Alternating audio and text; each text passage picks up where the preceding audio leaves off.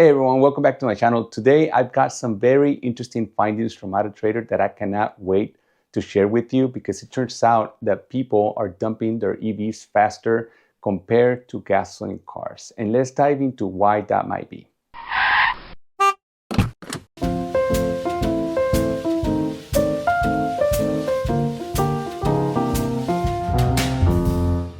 But first, let me show you what I mean. And of course, it's going to be purely empirical because I'm not an expert in statistics, but I did two searches. First, I searched for used cars for sale by owner that are 2021 models or newer. And why? Because 2021 saw one of the biggest jumps in EV sales in history. In 2018, EV sales in the United States doubled from the prior year with the introduction of the Model 3. But I'm not going to use that year as the boom of EV sales in the US, because that boom was driven by a single brand, which was Tesla.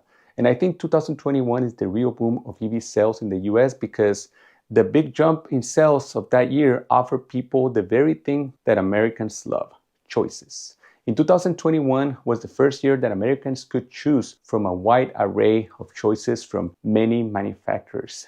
And as far as filters, this is what I searched for: used passenger internal combustion engine vehicles sold by their original owners that were fuel efficient, that yielded 30 miles per gallon or more. Hybrid or not, excluding plug-in hybrids, just fuel efficient vehicles. And at that, I opted for vehicles that had engines with 4 cylinders or less. I did leave hydrogen vehicles out of the equation just to not overcomplicate this video. And because I live in San Diego, California, I searched for vehicles within 100 miles from me just to make sure that the results were all within California. And this is what I found. The highest mileage gas engine fuel efficient car within 100 miles from me, year model 2021 or newer, on AutoTrader had 83,000 miles and was a used 2022 Nissan Sentra. Actually sorted highest mileage to lowest. The first 5 vehicles out of the 39 that resulted had 60,000 miles or more. And the newest car was a 2023 and then a couple of 2021s. And check this out, none of them were hybrids. The average mileage of this group was about 24,000 miles, but this will come handy later. Now let me show you what a search for the same year bracket, the same distance radius for original owner EVs sold from private parties showed.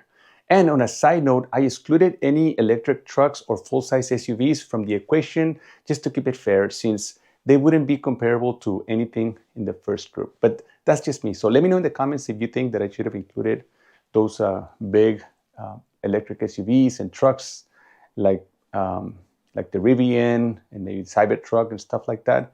Just put it in the comments. The highest mileage EV within 100 miles from me, year model 2021 or newer, on AutoTrader was a 2021 Tesla Model Y long range, and it had nearly 80,000 miles, which is about 3,000 miles less than the highest gas car found.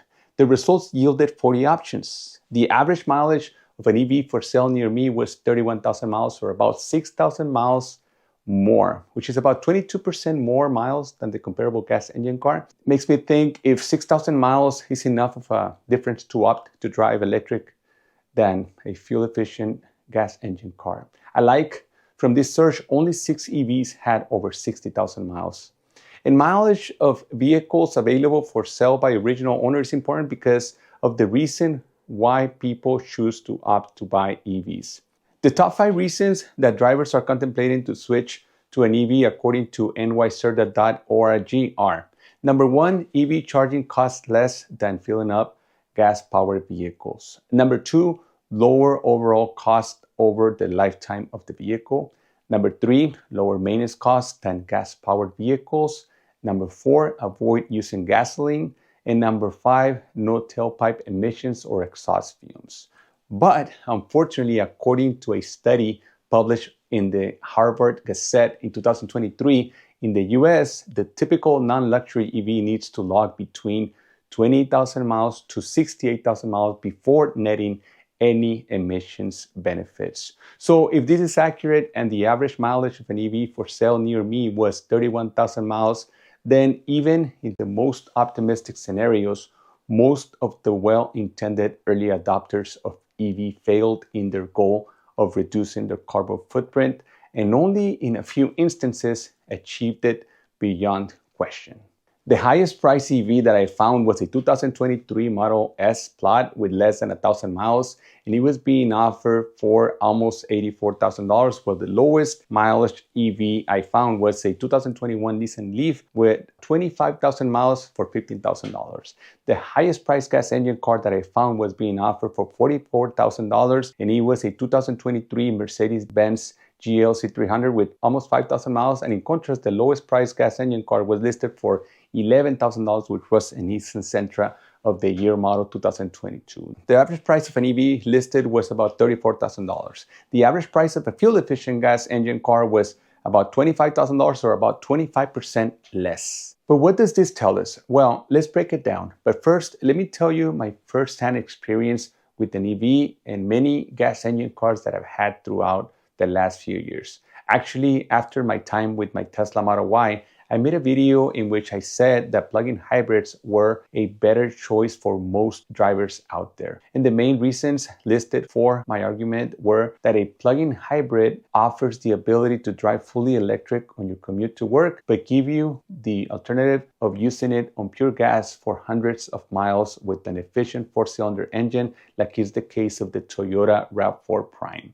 First off, let's talk about range anxiety. We drove our Model Y Performance for 21 months, in which we put 26,000 miles. Most of those miles were highway miles on very, very long trips across the United States. I actually took mine coast to coast and back in about 6 days, and it took forever. I also took it on trips to Vegas, Texas, and throughout California many, many times. Range anxiety was real, but only at the very beginning of my ownership, as the Tesla Supercharger network allowed me to stop just about anywhere for a quick bump, but the waiting times and the charging times got very annoying and very old quick. But I can see how other drivers of EVs that are not crazy like me could be more cautious about taking their EVs on long trips, which means they end up putting fewer miles on their cars.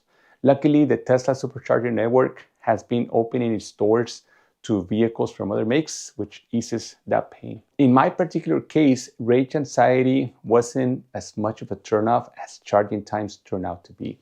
On road trips, it took an average of about an hour of charging for every 3 hours of driving. And unlike gas stations, EV chargers are not where you need them. They're actually everywhere, but not exactly where you need them. So you have to plan your stops around the very specific locations of these chargers along the different highways. Even with fast chargers, it can take a while to recharge an EV. This can be an inconvenience for people who are used to fill up quick just on the side of the road, their gasoline cars. So they may end up driving less to avoid the hassle. Or like many people that I know that opt to go with an electric vehicle, they also have an alternative gas engine car to cover all of their driving needs. The cost savings on fuel and maintenance are huge incentives to switch to electric, but only for people with specific driving habits, because charging on public stations during peak hours can be almost as expensive as gassing up your internal combustion engine car.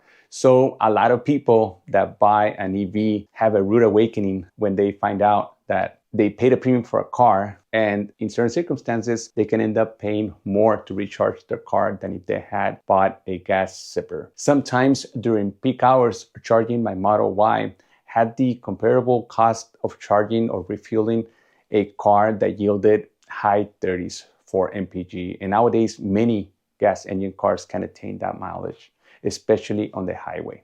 And don't take me wrong, I firmly believe that EVs are a great option under certain circumstances. If you put a lot of miles on your car and on a daily commute, for example, have a home charger, do most of your charging at home, and have solar panels, an EV can save you thousands of dollars down the road, especially the longer you keep that car. Because remember, initially an EV tends to be more expensive than a comparable gas engine car. About maintenance, EVs generally have fewer moving parts than a gasoline car, which means less wear and tear. In my experience, I didn't have any scheduled maintenance visits in 26,000 miles and shy of 2 years, which is not only amazing, but very convenient as well. But again, because the battery is the most expensive component in an electric vehicle, EVs are generally more expensive than their gasoline engine counterparts. And EV rebates come and go, so it's hard to tell whether they will be available when you want to buy an EV. Lastly, let's not forget about the environmental impact. Many EV owners are motivated by their desire to reduce their carbon footprint, and this often translates to more mindful driving habits and, you guessed it, fewer miles driven. So to close this video, I want to go back to the data and tell you the way I interpret it. People are dumping their EVs with, yes, 22% more miles than the miles in gas engine cars sold by their original owners, but in most cases, before they have a positive environmental impact. Used fuel-efficient internal combustion engine cars sold by their original owners are about 25% cheaper than buying a comparable EV. Sorry guys, I had to restart my computer. There's as many EVs sold on AutoTrader than there is ICE cars available in my area to buy as of the making of this video, but here's the shocking statistic. Assuming that all of the cars listed for sale with the filters are applied were originally sold new in California, the rate at which people are dumping their EVs is way more rapid than if they had purchased a gas car. And let me explain that. Using the results I found in an article from Los Angeles Times, new car market share for battery electric and plug-in hybrid vehicles rocketed from 7.6% of new registrations in 2020 to 12.2%, 21, 19.1% in 22, and 24.9% in 23. Additionally, another article that I found, in 2024 in California, 26.4% of all vehicles sold were electric. So at the rate of 1 out of 4 vehicles sold in California during the years of my search were electric. Yet, of the vehicles listed for sale today in California, the rate is nearly identical. One EV offered for sale by its original owner for every gas car sold by the original private party owner.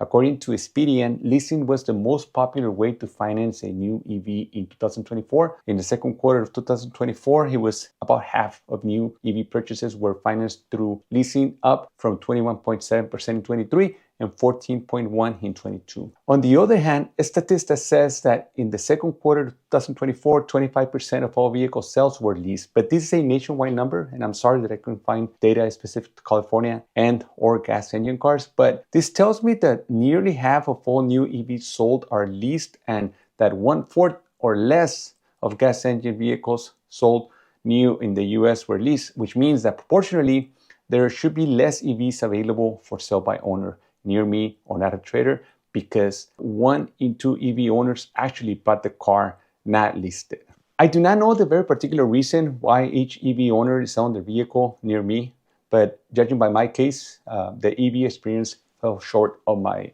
expectations. And I know that there's people out there that are selling their EVs for reasons other than the motive behind me selling ours. But these numbers show me a tendency, and I made my own interpretations without being an expert, like I said earlier.